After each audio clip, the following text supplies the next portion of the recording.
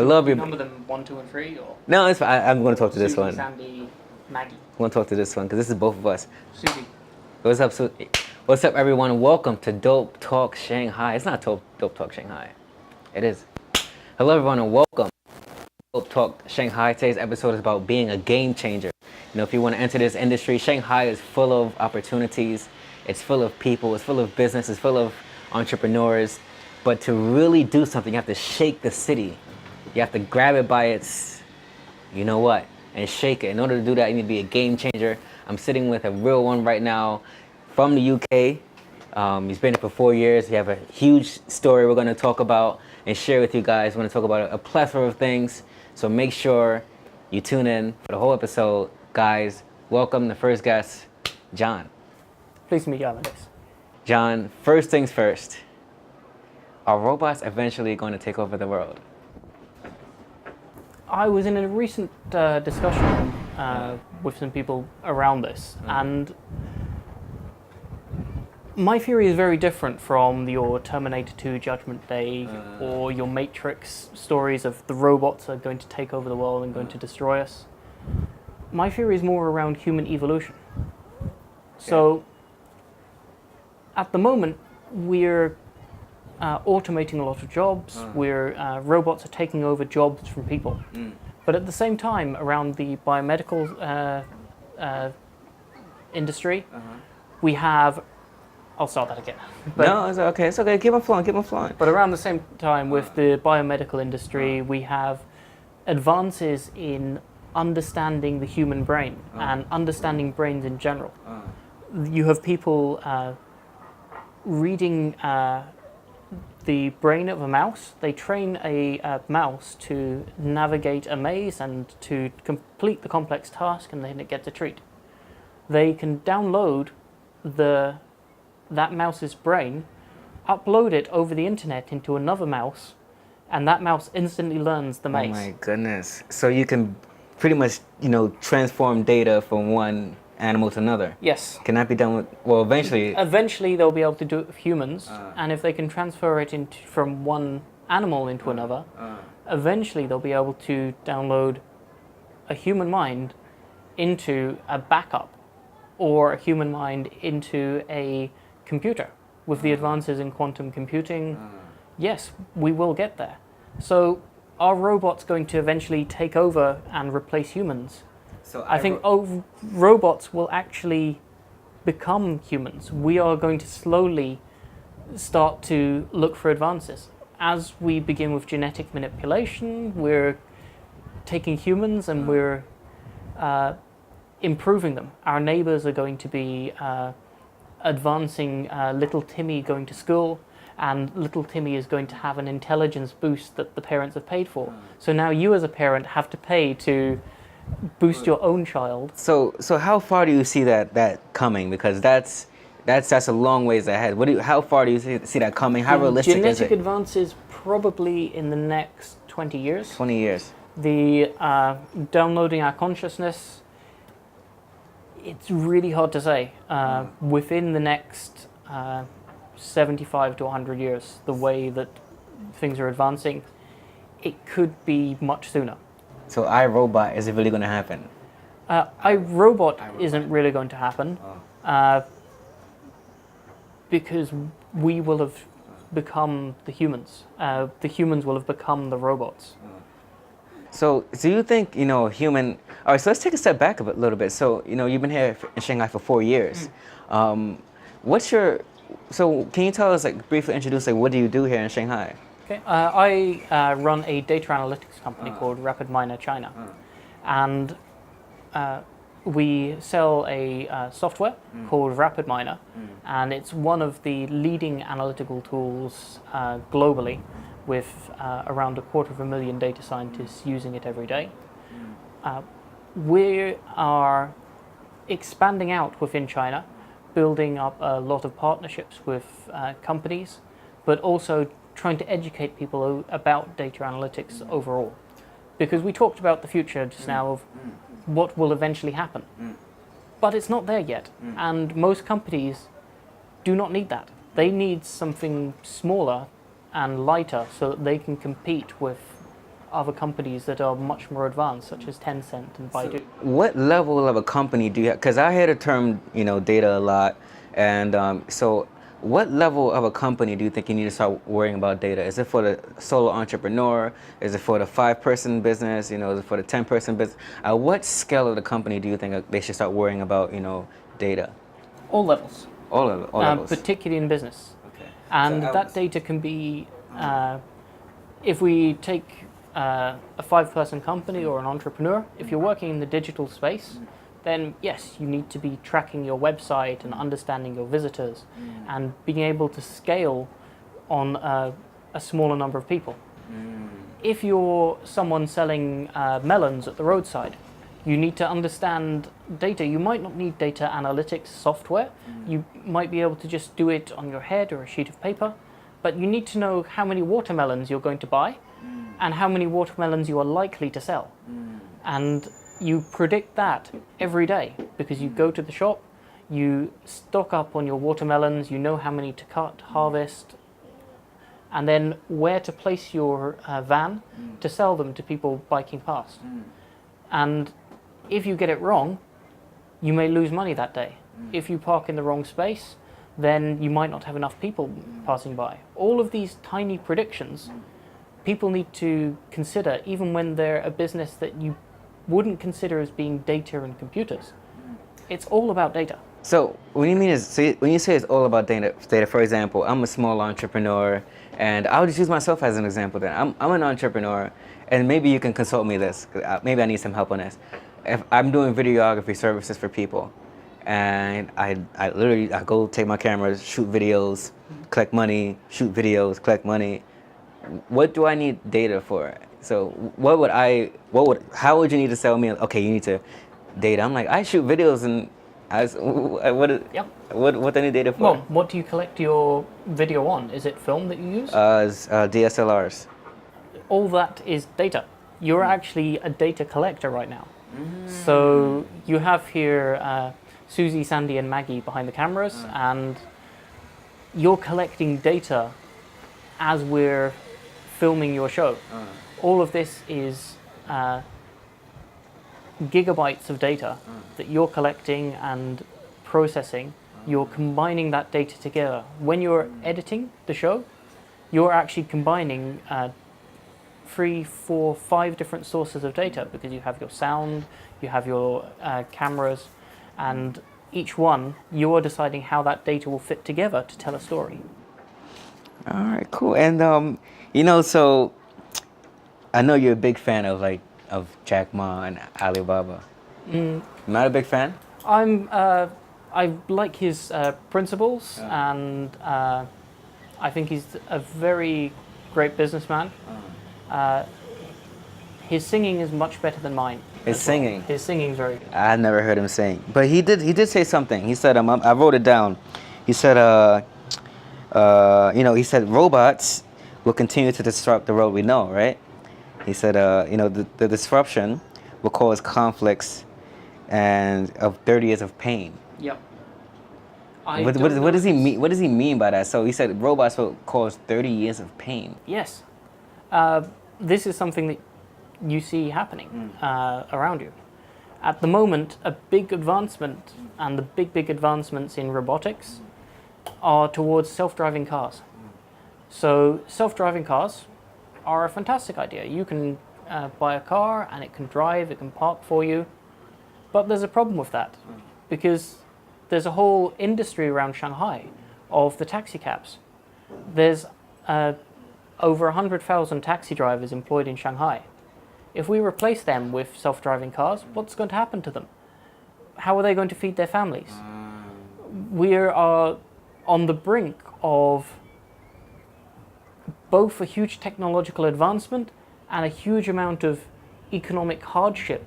And this is where I come back to where I said earlier about the humans becoming the robots, and where I said about the genetic advancements for the humans as well to increase the intelligence. That's only for the people who are the upper class, the people who have the money to pay for these enhancements. So what is going to happen to the people who've lost their jobs, and those jobs have been replaced with AI. So I do have a question. So I was just talking to this about my friend, and he's at a point where he doesn't know what he wants to do, what have you, and he's trying to figure himself out. And I was telling him, you should do something that's gonna enable you some skills. That's gonna enable you to actually do something, and not just theory. So with that said, with that in mind, being that you've predicted that AI and robots will take over our jobs, what should a person right now be thinking of in terms of what skills should they learn, what jobs should they start applying for to make sure that they don't, pretty much lose their job to a machine? Public speaking and learning storytelling. Because when you go to an interview, even if you've lied on your CV and you don't have the full skills, as long as you can talk the skills, you can often either get the job or make contacts with the person to find someone who can help you learn those skills. So you can move in many different directions. In China in particular, with people that I interview, I find that there are people out there who are skill hunters. They maybe work in a job and you see it on their CV for 6 months to a year, and on the CV they've just collected a whole bunch of new skills because they know that the recruiters are just highlighting skills on the CV and then sending that to employers. And for me as an employer, I'm looking for someone who's going to be able to take data and communicate with that data. Hold that thought. So we're going to take a quick break. Make sure you stay tuned because we're going to talk about how to actually get employed, and on the flip side we're going to talk about what employers are actually looking for. So stay tuned. Cool guys, welcome back. And so what we're going to talk about is if you're looking to be employed, or if you are the employer, what is first off, what skills do you want to build yourself, and what skills are you looking for? So first, we'll start off with you. Off camera, we're talking about you interview some of your future employees. What are some of the things that you're looking for when you're hiring out people? I'm looking for someone who's going to be passionate. They need to be passionate about what they want to do.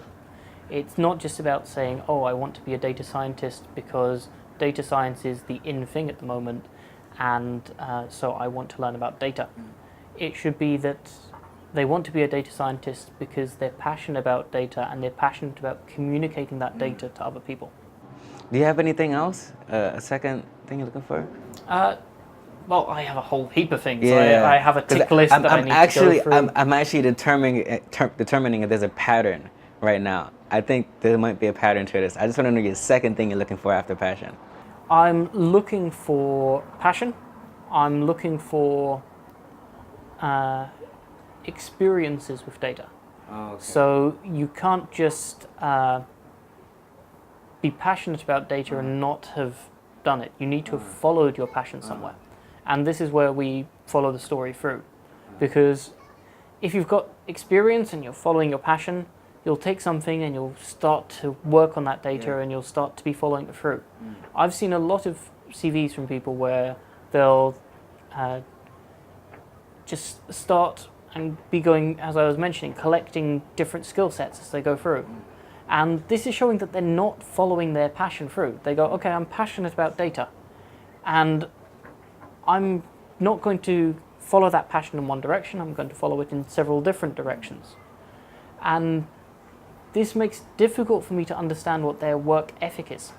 So I want to understand that someone's going to work hard, that they're going to be loyal to the company, but particularly as well that they're going to try hard to solve problems. If in the world of data science, you don't know the problem that you're going to be facing. In the world of machine learning, which is slightly different, you know your problem. Your problem is a fixed problem, and you're trying to get the machine to learn how to solve that problem itself. It's quite easy to do. In data science, it's very muddled as to what data science is. I should probably explain what data science is. But before we get into that, I think I picked up on a trend here. You said when you're looking to interview someone, actually you said the first thing they should know how to do is speak, how to talk. and then you said what you're looking for is passion. Yes. Like, those are two soft skills. Yes. So what you're saying is, to prepare yourself for the future, there's robotics and flying cars and whatnot, you need to be a human being. You need to be more human. I mean, that's kind of the trend that I've found. Yep. So that's one. So on the other end though, so say, okay, well that does kind of answer both ends. So what type of skill sets are you looking for outside of the soft skills? So outside of the soft skills, it depends on the area that you want to work in. For our side, we're particularly interested in people who might know a little bit of SQL. SQL is about databases, but we then move on. Our product, it covers everything from spreadsheets to data visualizations, so dashboards and HTML, through to big data. So you need to understand some of the technologies such as Spark, Storm, Hadoop. That's just way over. Yeah, there's new technologies every day that are launched, and you can't keep up with all of them. The key thing is to know what's happening in the market, what's going to stick around, what's important for solving a problem. You might not, and this is where it comes back to the soft skill of problem solving. Because there's so many different technologies in the world of data, the technology that you might know and you might master, so if you're a Java expert, you're a C expert, which are deep programming languages that are used in data science, they might not be the right tool for the job. Someone might already have if you want to build a web server in C, for example, that's not a really good solution. Python has great web servers, Java has great web servers. C, yes, you can build a really efficient web server in it, but it's not going to be flexible for your client. And you need to understand what the problem is that you're trying to solve and be humble enough to say, look, the skills that I have here, I can build the solution, but actually it might be better if we partner with someone who's already got the solution in place. And this is something that in China particularly is very important. Knowing when to partner with someone else who can work with you. So knowing when to partner is one thing. Knowing who to partner with is another, right? How do you determine, especially not just foreigners, because foreigners, we kind of speak the same language, but when you're partnering with Chinese, it is another ball game. So how do you determine who to partner with in terms of working with Chinese people? The key thing in looking for partnerships is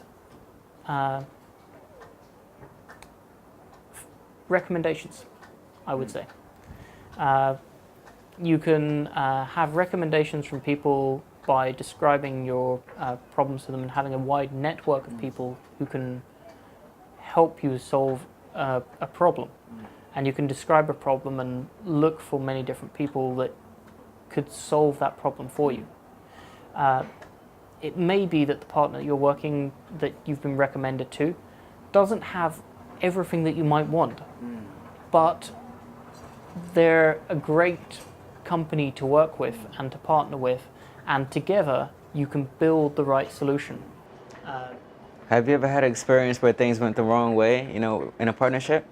Yes, I unfortunately cannot go into them on camera. Oh, okay, yeah, but we've all had that. We've all had it. It's sometimes the faith that you might have in the partnership doesn't always work out, and this is the same in any business because when you're doing any type of transaction, particularly yourself, where you mentioned earlier, where you're doing videography, sometimes the client and yourself might have a different opinion over what the it's yes, videography is a tough service, for those of you guys out there. Oh, you shoot videos, that's why I'm moving away from it as a service. You're a service industry as well, and it's like services are difficult because it's always layers and multiple steps to it. So you shoot a video, it's part one. Then you edit the video, it's part two. Then re-edit and whatever. So, but yeah, so working with Chinese partners is a bit difficult, and so someone coming into China for the first time, bright eyes, they don't know anything. What should they do if they want to start a business or they're looking to be entrepreneurs, what have you? What should be some of their what's their first 4 steps? The first 4 steps is to, first of all, understand what type of business that you want to work in. Okay. There's different ways that you can work. So do you want to work freelance, where as a freelancer you might have more partners coming in to work with you? Do you want to set up as a company and have employees? And if you're starting up as a company, which works best for you? Being a wholly owned foreign enterprise, being a Chinese-owned enterprise, or being a joint venture? So that's 2 steps. Determine what industry and determine how you want to... Yep.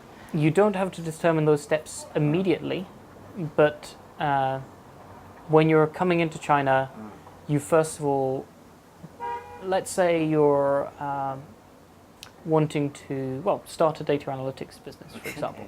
You did that, yeah. For some companies, starting a data analytics business, working as a foreign enterprise and a consultancy works well for them because they are able to connect with clients. It's fully service orientated. For us, because we have a software product that we sell, it is more sensible for us to be either a joint venture or a Chinese-owned company. The reason for this is tax purposes.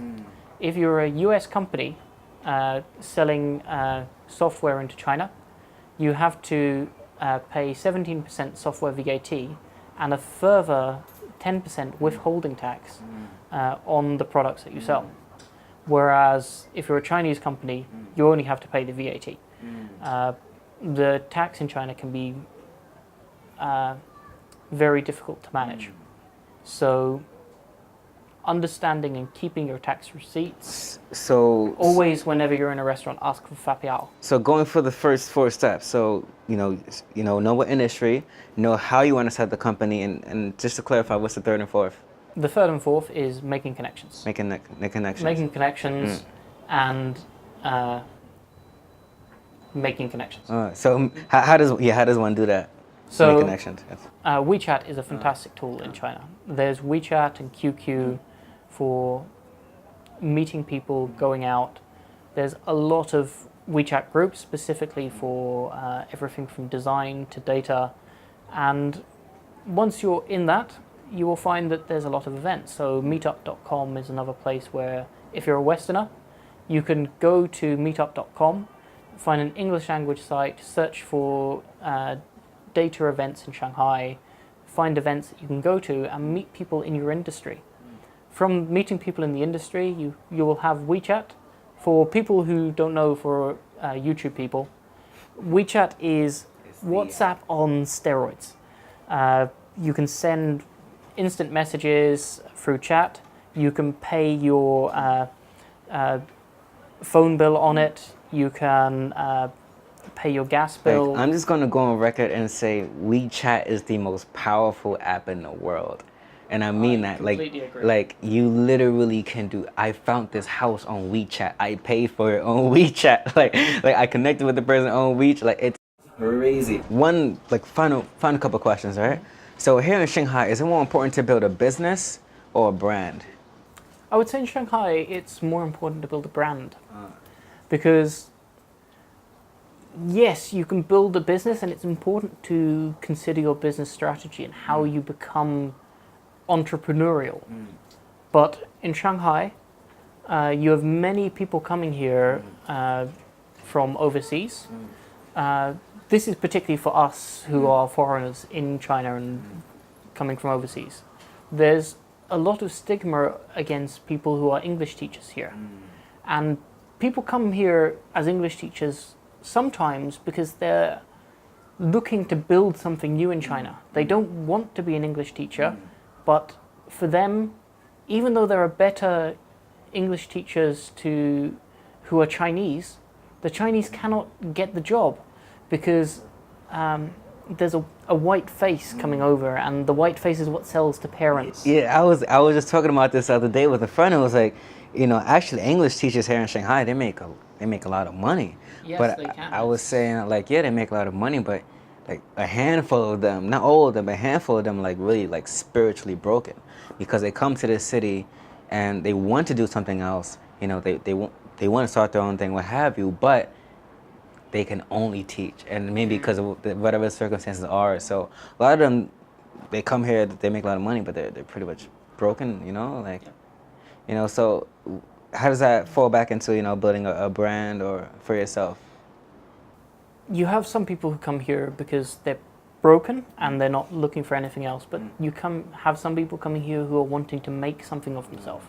And when you're building a brand, as with your own brand that you are creating yourself, it's about forming something. It's about taking inspiration, and it's about building something from that inspiration that means you. And people who come here, and this is why we talked earlier about soft skills, they are forming something of themselves that can be marketed to other people. Building a brand is very important in Shanghai, particularly. In Beijing, it's often as much as less about brand, but more about how much alcohol you can drink and buy for others. In Shanghai, it's more about your connections and your brand. In China, it's all about your connections overall. But in Shanghai, it's about your brand. In Beijing, it's about your alcohol consumption. I'm going to keep it all Shanghai. I would like to talk about Beijing, but I don't know anything about it, so I can't even go into detail.